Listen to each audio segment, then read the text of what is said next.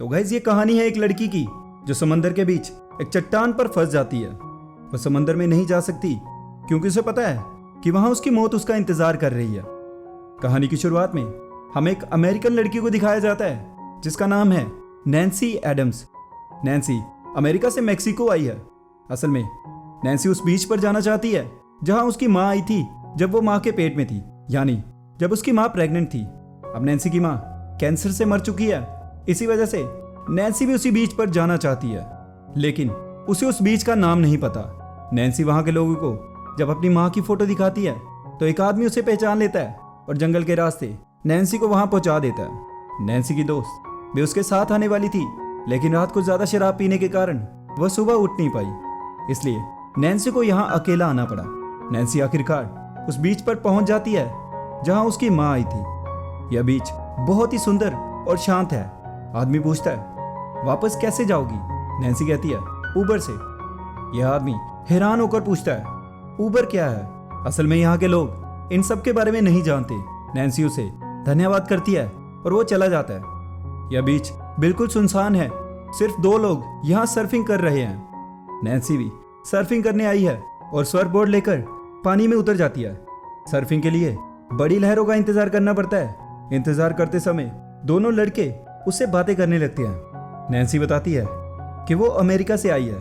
लड़के कहते हैं कि यहाँ बहुत कम अमेरिकन आते हैं। नैन्सी इस बीच की खासियत के बारे में पूछती है। वो बताते हैं कि समंदर के बीच दो बड़े पत्थर हैं जो दिन में एक बार पानी में पूरी तरह डूब जाते हैं, और वहाँ बहुत सारी जेलीफिश होती हैं जो खतरनाक होती हैं। तभी बड़ी लहरें आने लगती हैं और तीनों सर्फिंग करना शुरू कर देते हैं। सभी बहुत मजे करते हैं, खासकर नैन्सी। बड़े लंबे समय तक सर्फिंग करने के बाद वो बीच पर आकर अपनी बहन को फोन करती है।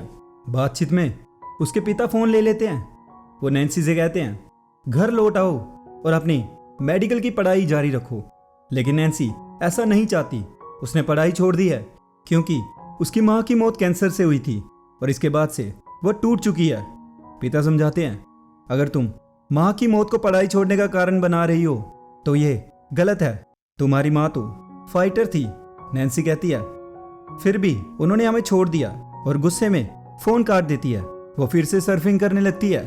उसके साथ के दोनों लड़के शाम होने के कारण लौट जाते हैं, लेकिन नैन्सी थोड़ी देर और रुक जाती है। उसे पानी में कुछ हरकत महसूस होती है और तभी वहां पर एक डॉल्फिन निकल आती है। नैन्सी उसका पीछा करती है और उसे एक विशाल व्हेल दिखाई देती है जिस पर कई पंछी बैठे हुए होते हैं। सर्फिंग करते समय अचानक कुछ टकराता है और नैन्सी पानी में गिर जाती है। बड़ी मुश्किल से वो बॉर्डर पकड़ती है, तभी पानी के भीतर से एक जीव उसे खींच लेता है। चारों तरफ खून फैल जाता है। नैन्सी किसी तरह बचकर मरी हुई व्हेल तक पहुंच जाती है और उस पर चढ़ जाती है। उसका पैर बुरी तरह घायल हो चुका है। मेडिकल पढ़ाई करने के कारण उसे घाव बचाना आता है। वह दूर जाते लड़कों को मदद के लिए पुकारती है, लेकिन वे इतनी दूर होते हैं कि सुन नहीं पाते। अब नैन्सी समंदर के बीच उस मरी हुई व्हेल पर फंसी रह जाती है। कुछ दूर उसे एक चट्टान और दूसरी ओर पानी में बंधा हुआ एक बो दिखाई देता है। तभी एक विशाल सफेद शार्क जो उसके पास आती है। नैन्सी दौड़कर चट्टान पकड़ लेती है। वहां एक घायल पक्षी भी होता है जो उड़ नहीं सकता है। वो भी नैन्सी के साथ फंस जाता है। नैन्सी कान की बाली से अपने घाव को टांके जैसे गांठ लगाकर बांधती है। रात हो जाती है। उसे पानी में अपना सर्फबोर्ड दिखाई देता है। वो लेने जाती है, लेकिन शार्क आ जाती है और वो जल्दी से लौटकर चट्टान पर चढ़ जाती है। सुबह एक शराबी आदमी आता है। नैन्सी उसे आवाज देकर अपना बैग लेने को कहती है जिसमें उसका फोन है, लेकिन वो आदमी बैग से फोन और पैसे निकालकर चुरा लेता है। फिर सर्फबोर्ड लेने जाता है और शार्क उसे मार डालती है। अब नैन्सी के पास सिर्फ 6 घंटे हैं क्योंकि हाई टाइड आने पर चट्टान डूब जाएगी। थोड़ी देर बाद वो लड़के वापिस आते हैं। नैन्सी उन्हें शार्क के बारे में चेतावनी देती है, लेकिन वो नहीं मानते। शार्क एक लड़के को खींच लेती है और दूसरे को भी मार डालती है। अब नैन्सी के पास सिर्फ आधा घंटा बचा है। वो शार्क की हरकतों को गौर से देखने लगती है। उसे पानी में एक हेलमेट कैमरा दिखता है।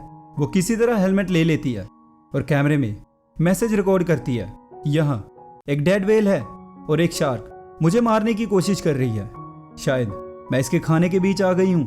वो अपने पिता और बहन के लिए मैसेज भी रिकॉर्ड करती है। फिर घायल पंछी को सरबोर्ड के टुकड़े पर रखकर पानी में छोड़ देती है ताकि वो किनारे तक पहुंच सके। अब उसके पास बहुत कम समय बचा है। तभी वो देखती है जेलीफिश के बीच शार्क नहीं आती, इसलिए वो पानी में कूद जाती है और जेलीफिश के बीच चली जाती है।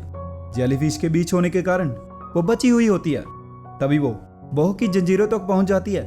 शार्क उस पर हमला करती है, लेकिन वो लोहे से घायल हो जाती है। नैन्सी को दूर एक कार्गो शिप दिखता है। वो फ्लेयर गन चलाती है, लेकिन जहाज देख नहीं पाता। शार्क बहू पर हमला करने लगती है। तभी आसपास का ऑयल फैल जाता है और नैन्सी फ्लेयर गन से आग लगा देती है। शार्क गुस्से में और हमला करती है। नैन्सी जंजीरें खोल देती है, जिससे भारी लोहा नीचे गिरता है और शार्क उसमें फंसकर मर जाती है। अगले पल नैन्सी बीच पर पहुंचती है, जहां एक आदमी उसकी मदद करता है। असल में कैमरा किनारे तक पहुंच गया था, जिससे उसका संदेश लोगों को मिल गया और इसी तरह ये कहानी यही खत्म हो जाती है। तो गाइज, अगर ये वीडियो अच्छी लगी तो लाइक कर देना, चैनल पे नए हो तो सब्सक्राइब कर देना और कमेंट करके बताना कि वीडियो को कौन सा पार्ट आपको सबसे ज्यादा अच्छा लगा। मिलते हैं नेक्स्ट वीडियो में। Bye bye.